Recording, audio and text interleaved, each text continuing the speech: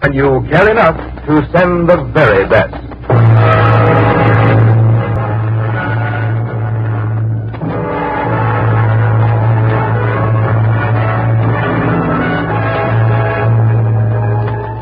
Tonight, from Hollywood, the makers of Hallmark greeting cards bring you a thrilling dramatization of the unforgettable story, The Devil and Daniel Webster, on the Hallmark Playhouse. Tonight's story, as well as those we will present every week, was chosen from a whole world of fiction, from the best works of fine writers, by one of the world's most popular authors. His knowledge of stories that will grip your imagination and stir your emotions is universally recognized. For he is the author of such wonderful novels as Goodbye, Mr. Chips, Random Harvest, Lost Horizon, and many others you have loved in books and on the screen. Hallmark is proud to present the distinguished novelist, Mr. James Hilton.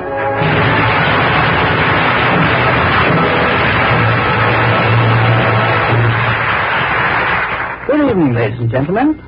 For our opening story on the Hallmark Playhouse, we have selected Stephen Vincent Benet's The Devil and Daniel Webster. It happens to be a classic, and I'm partial to classics. And it honors American tradition as well as a great American, and I'm partial to them, too. It even gives the devil his due. But the real reason we chose it for this opening program was because we like it, and we hope you like it. It's not only a great story, it's a good story, if you get what I mean. In fact, we might all of us settle once and for all on our rather simple requirement for stories in this program, that they shall be good enough to give you good entertainment. That being so, they can be anything else they want to be. Indeed, we have the bookshelves of the world at our disposal. From the pages of the most skillful storytellers, old and new, we shall try to bring you adventure, romance, fantasy, excitement, comedy, now and then a tear or a mood that stays. For the fine teller of tales does just that.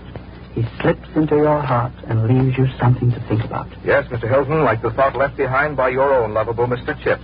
The simple request he made of his pupils when he said to them, "Think of me as I shall certainly think of you." Yes, I remember him saying that. We think they are significant words, Mr. Hilton, because they express as well as any we know the reason for remembering to send Hallmark cards. For there is a Hallmark card for every occasion on which you want your friends to know you are thinking of them. Hallmark cards say just what you want to say, the way you want to say it. Won't you remember to look on the back of the card for those three identifying words, a Hallmark card. They tell your friends you cared enough to send the very best.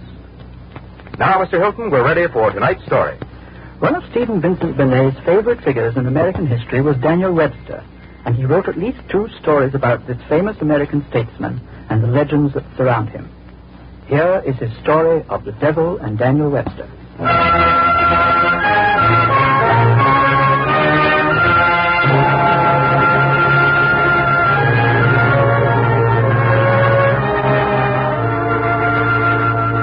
It's a story they tell in the border country, where Massachusetts joins Vermont and New Hampshire. Yes, Daniel Webster's dead, or at least they buried him. But they say that if you go to his grave and speak loud and clear, Daniel Webster, Daniel Webster, the ground will begin to shiver and the trees will begin to shake. And after a while you'll hear a deep voice saying, "Neighbor, how stands the Union?" Then you better answer, "The Union stands as she stood, rock bottom and copper sheet, and one and indivisible." Or he's liable to rear right up out of the ground.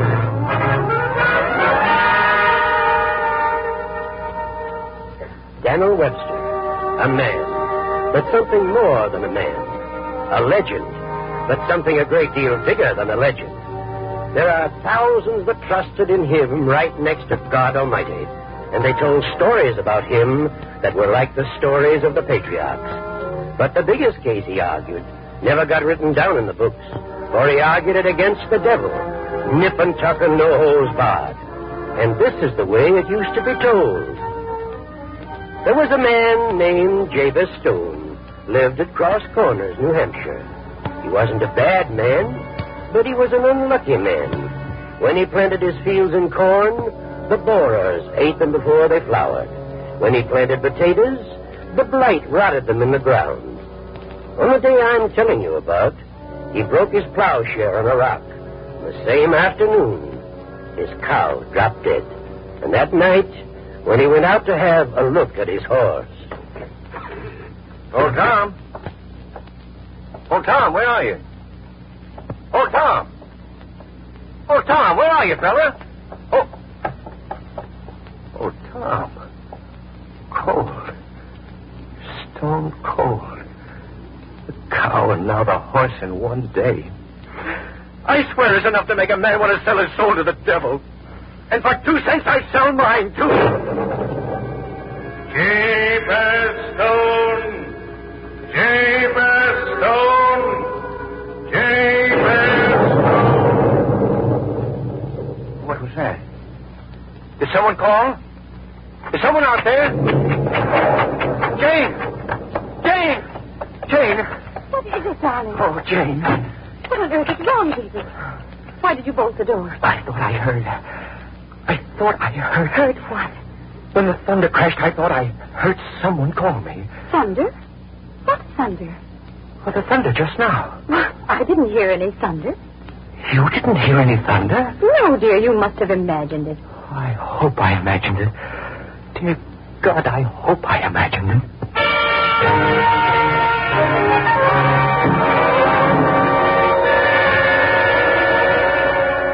All the next day, Jabez Stone kept glancing over his shoulder as he went about his work. A growing uneasiness prowling inside him that would not be stilled.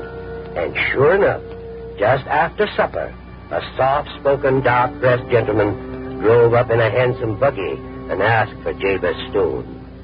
You sent for me, I believe, Mr. Stone? Well, not exactly. Not exactly. Come, Mr. Stone, the tones were most exact and unmistakable. Sorry I couldn't get here last night, but I'm on the road quite a bit, you know. I was busy in Europe. Who are you? I'm usually called Scratch, hereabouts. Name's as good as any. Oh, yeah. We'd better walk out behind the barn. My wife might see you. As you like. Dogs don't like me somehow. So I was sad. We've never had a dog down there. When I said that last night... You know, this could be a very profitable farm. Location's excellent. With a little influence properly applied, you could become a very wealthy man. There, let's sit on the fence. Take a look at it. Mm-hmm. You know what I see when I look around me, neighbor Stone? I see fields of plenty and a new barn. I see fat cattle and sleek horses. I see a fine house. And I see you, a prosperous gentleman surveying your domains. How does that sound to you? Oh, it sounds like heaven. It's not precisely the most appropriate word for it. In any case, it wasn't heaven that you called in for help. I didn't call on you for help. Pardon the contradiction, neighbor Stone, but you did, most insistently. Well, let me see. The price mentioned was 2 cents, I believe. Of course, we'll raise that. I don't believe in driving a mean bargain. Suppose we make it 7 years of prosperity. 7 years? Of all the things you ever wanted for your wife and your children for 7 years. Prestige, position, money. Oh, I don't know. I could hold you to the original bargain, you know. I could give you the 2 cents and take your soul right now. But I've had a good week, and I don't mind letting you get the best of me.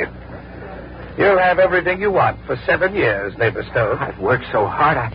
I had such good intentions. Well, you know what road is paved with good intentions, Jabez. Here, give me a hand. Let's seal the bargain.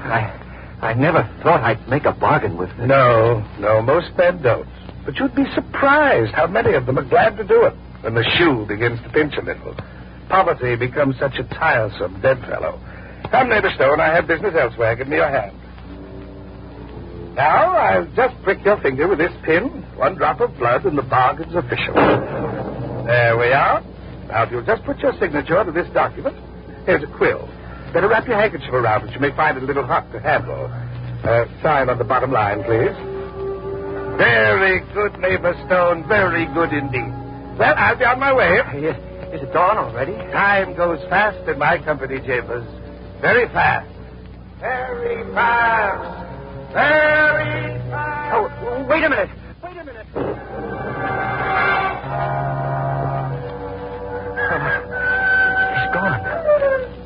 He's gone. And I don't know whether I've gained the world or lost it. David, where have you been all night? Oh, out here thinking. Why, David, what's this bag on the ground? Bag? That's odd. It's warm. Give me that. Let me see it. Well, what is it? It's gold, Jane. It's filled with gold pieces. Gold? Well, where did it come from? It's mine. Yours? Where would you get a bag of gold pieces? It's mine. Mine. No, Jane. Here, take it and spend it. Buy whatever you want. Jabez, I don't want any part of that money. No part of it? Oh, Jabez, give it back. Wherever you got it, give it back. I can't. I've accepted it. I can't give it back. All right, Jabez. I'd better be seeing to breakfast. Jane! I'll call you when it's ready. Then I've lost the world. I've lost the world.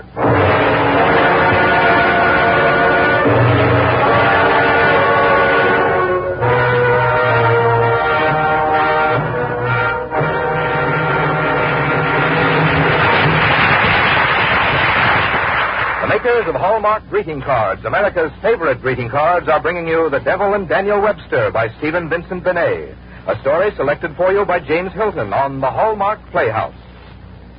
Now let's go back some 200 years to an 18th century drawing room in London. The occasion is a literary tea. Several elegant men in knee breeches and powdered wigs, and women in billowy skirts and lace caps, are gathered around the guest of honor. This is the man destiny has marked as the greatest of all English painters. Through sheer untutored genius, he has astounded the world of art and letters with the unique quality of his work. But William Hogarth, despite his greatness, is a simple man. And so, when he is asked a question concerning his genius, and the room grows quiet awaiting his answer, all he says is this: genius is nothing but labor and diligence. Yes, in addition to real talent, it does take real diligence to make the difference between what is ordinary and what is outstanding. And the folks who make Hallmark cards never forget that this is true. That's why so much painstaking care goes into the expression of even the simplest sentiment created by the makers of Hallmark cards. You see, they're not making just cards. They're making Hallmark cards, greeting cards that are warm and friendly and sincere. Cards that say just what you want to say, the way you want to say it. That's why Hallmark cards are America's favorite greeting cards. And that's why those 3 identifying words on the back, a Hallmark card, tell your friends you cared enough to send the very best. Now, James Hilton presents the second act of a great story by another famous writer, The Devil and Daniel Webster, by Stephen Vincent Benet.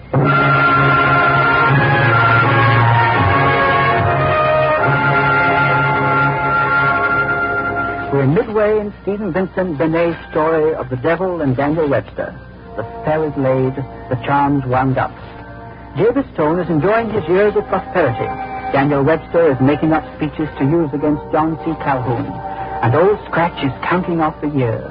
1, 2, 3, 4, 5, 6, 7. The 7th year, the year of reckoning. Listen. It was morning of the last day of the 7th year, and Scratch came up through Jabez Stone's lower fields, switching his boots with a cane.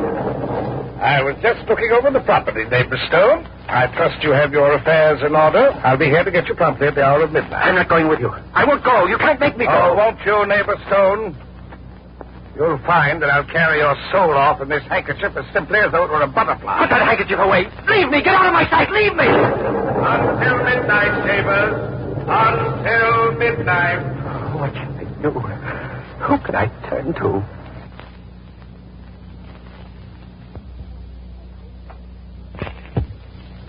What can I do? He stood there, one man, alone and terrified, looking into hell. And then, like a cool, peaceful hand, resting for a moment on his soul, the thought came to him, Daniel Webster. Daniel Webster. I'll go to Daniel Webster. I'll go to Daniel Webster.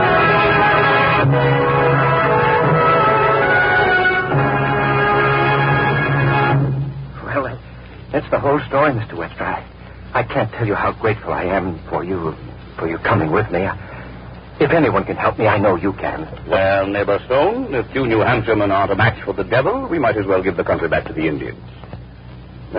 It's almost midnight. I'm sure he'll be prompt upon the hour. Wouldn't you like to wait in the parlor? No, indeed. The New England parlor is too cold for me, but I love a New England kitchen. He'll be here any moment. Relax, Jabez. Sit quiet. Enjoy the fire. Oh, Mr. Webster. Mr. Webster, I should never have brought you here. I didn't realize what I was doing. Suppose he were to get you, too. Harness your horses and get out of here. Well, I'm much obliged to you, neighbor Stone. It's kindly thought of, but there's a jug on the table and a case in hand, and I never left a jug or a case half finished in my life.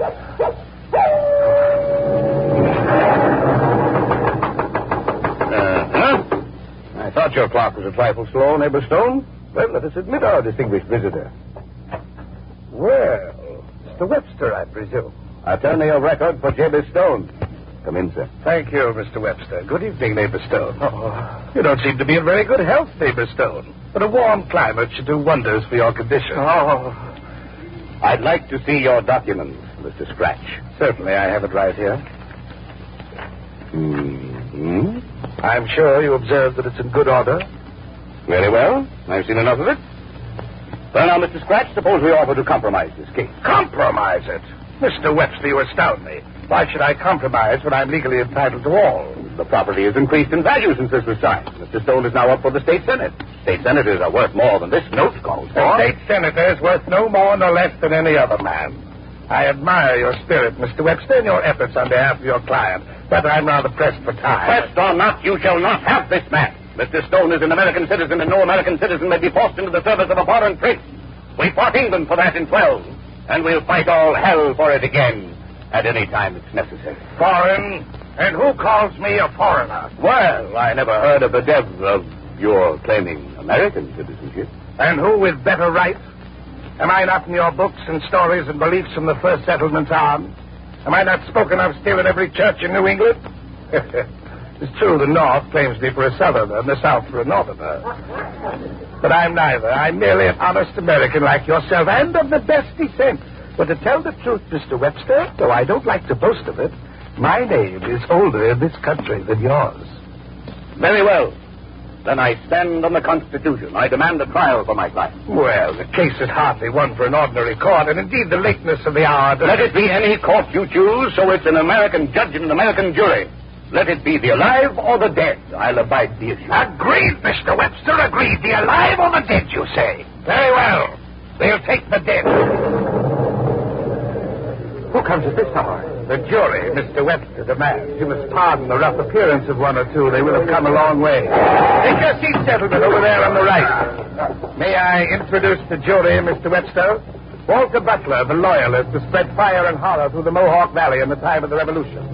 Simon Girty, the renegade, who saw white men burned at the stake and shouted with the Indians to see them burn. Governor Dale, Morton of Merrymount, Teach the pirate, John Smith the strangler. I won't bore you with further identification. I'm sure you recognize most of them, and all of them played a part in American history. Well, are you satisfied with the jury, Mr. Webster? Quite satisfied. Good. You wanted a justice, I believe. I bring you Justice Haythorne, a jurist of experience. He presided at certain witch trials once held in Salem. There were others who repented of the business later, but not he. Oyez, oyez, oyez, this trial is now in session. Justice Hawthorne presiding. Oyez, oyez, oyez. Proceed, Mr. Scratch. Your Honor, I can state the case briefly. I have here a document which calls for Jabez Stone to deliver his soul unto me at midnight this night. Jabez Stone has seen fit to engage Mr. Webster to question the legality of this document. I therefore submit the deed which you will find in good order. I object. Your Honor, Mr. Scratch is trying to influence the jury by establishing... Since we have established that the deed is in good order and the signature is that of Jabez Stone, I request the jury to find for the plaintiff and deliver Jabez Stone unto me. Jury finds for the plaintiff. Court dismissed. Oh, come, sir. This is ridiculous. Am I not even to be heard? Is my client to be given no voice at all? Surely even in hell there is some form of justice. We believe in the letter of the law, Mr. Webster. If a man sells his soul, he cannot claim it back. And there's no use attempting any appeal to our hearts. That is our least vulnerable spot. I wouldn't dream of it. But you're a gambler, Mr. Scratch. And as a gambler, you surely wouldn't want to miss a challenge. Challenge? Do you think you could move this jury? I don't know. But let me gamble for the soul of Jabez Stone. And if you lose, what stakes do you put up? My own soul. Well, Mr. Webster, now you do tempt us. Speak for your client. Gentlemen of the jury, I ask you to remember for a few minutes that you once were men. For though a devil can never know what it is to live or to die, a man can never forget. I ask you to remember all the good things of living and how those things sicken and die without freedom. You of the jury are Americans. You too played a part in this country. Perhaps now, looking back, it isn't the part you wished you had played. For the knowledge of personal failure and lack of honor must be the greatest agony of any hell. But you were Americans. And you saw the seeds of liberty sprout and begin to grow. Somewhere during those days, each of you lost his way. There was no chance for you to go back and attempt to make up for the things you've done. But now, you can let one man return from the edge of hell and start over for himself and for you. Gentlemen of the jury, I ask you to look at Jabez Stone. There he is. One ordinary, blundering American who had a run of hard luck and wanted to change it. Don't let him be punished for that through all eternity. Gentlemen of the jury, I beg you, remember what it is to love the one spot of land that each man calls his home. Remember what it is to love the one woman who tends your hearth fire, to hold your children within your arms,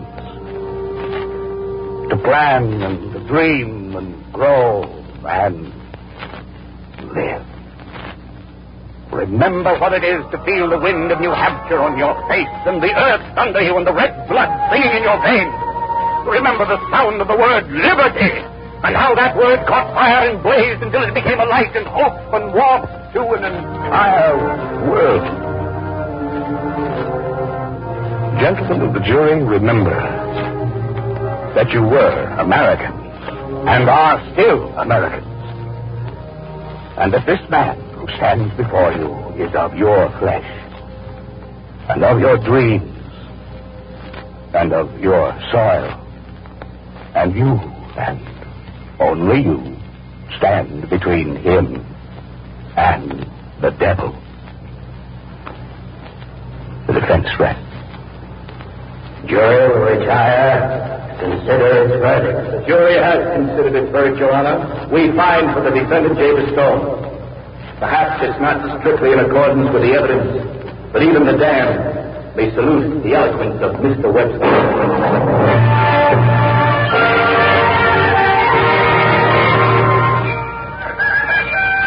They're gone. They're all gone.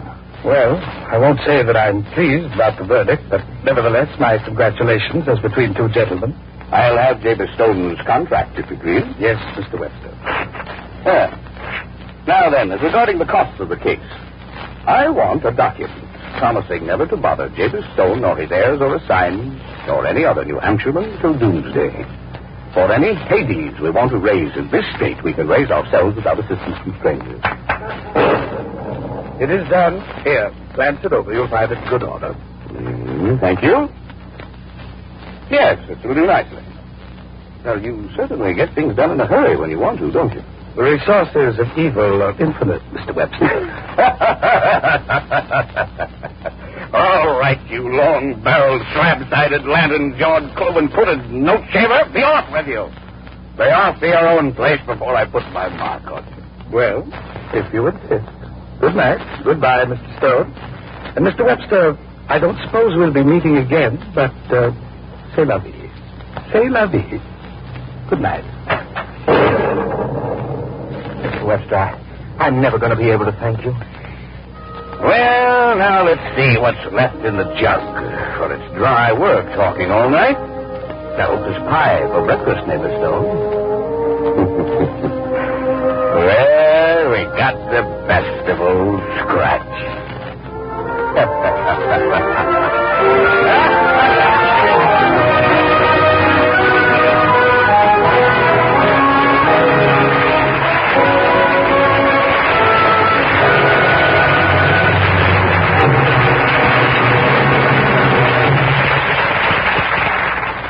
Well, that's the story of the devil and Daniel Webster. And they say that whenever the devil comes near Marshfield, even now, he gives it a wide berth. And he hasn't been seen in the state of New Hampshire from that day to this, thanks to Daniel Webster. In a moment, James Hilton will return, now that Daniel Webster has taken care of the devil and put him in his place. So, in one big jump, we leave the devil and open the gates of heaven. That is, the children's heaven, because I want to tell you about the Hallmark Doll Collector's Album. Children are going to have more fun than ever collecting Hallmark dolls, now that there's a lovely new album to put them in. It gives you a new and inexpensive way to make some child very happy. And during this introductory period, the album is only 25 cents when you buy one or more of the Hallmark dolls. You'd expect the album alone to be worth $1, but you can give your little boy or girl, or some little friend, the Hallmark Doll Collector's Album with 3 beautiful Hallmark dolls in it to start a collection for only $1. It's a wonderful and truly different gift that will make any child's heart leap with joy. Then later, you, or friends and relatives, can help complete the entire collection of 16 colorful Hallmark dolls. The dolls are as easy to send as any Hallmark greeting card and cost only 25 cents each. And each new doll added to the collection will mean a new thrill for a child. So stop in tomorrow and see this new album at the store where you buy your Hallmark cards. Remember, the album with 3 dolls in it to start the collection is only $1. Now here again is James Hilton. I think you'd like to know that Daniel Webster was played by John McIntyre and Mr. Scratch by Alan Reed, 2 of Hollywood's finest actors in 2 very fine parts. Now, next week, ladies and gentlemen, we present for the first time on the air a delightful romantic comedy by Douglas Welch called Mrs. Union Station. I won't try to tell you what it's about, but I'll say this much. We've certainly been having fun getting it ready, and I'm really looking forward to it. So until next week, this is James Hilton saying good night.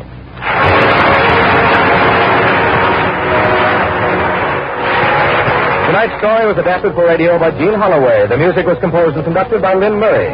To be doubly sure of the finest quality, always look on the back of your cards for those 3 identifying words, a Hallmark card. Hallmark cards are sold only in stores that have been carefully selected to give you expert and friendly service. Remember, Hallmark cards when you care enough to send the very best. Next Thursday night, James Hilton presents his story selection for the week, the first radio performance of Mrs. Union Station. So until then, this is Frank Goff saying good night to you all. This program has come to you from the Hallmark Playhouse. This